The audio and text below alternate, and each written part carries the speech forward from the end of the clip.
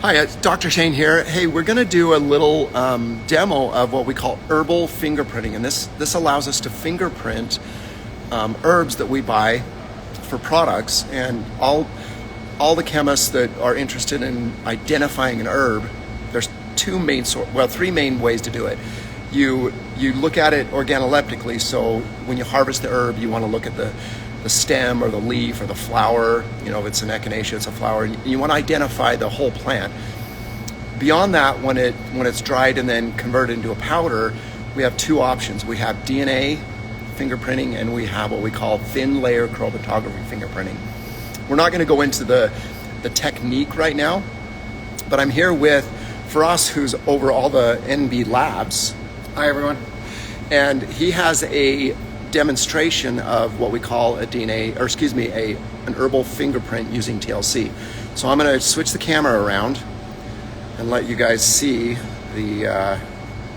what we're looking at. And while we're looking at it, I'm going to have Firas do a little narration for y'all. So this is an example of a sample that we're checking against St. John's Wort. So we're trying to make sure that it is, in fact, the material that the vendor is claiming. On the left side is our actual standard. We get our standards from certified resources. So we know that this is how the standard should demonstrate on a thin layer chromatography plate.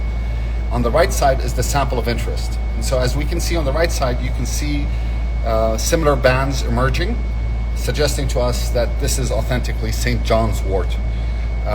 This is something we have to do with all herbs that come into our laboratory, and anything that goes into Alimentum or systemic products. We need to make sure that we're dealing with authentic material before we even do any other type of testing on them. Yeah, so it's fascinating. It's kind of hard for you guys to see, but if you notice, we're also using a UV light after it's been treated, and it highlights bands of interest inside of the herb. So each of these bands that you see, I can point out the dark spots. Each of these bands is representative of the chemical nature of the plant, meaning the phytochemistry inside the plant. We can also look at it under visible light. Kind of hard to read from there. Yeah, under visible light. And you can still see the bands. Some of these bands.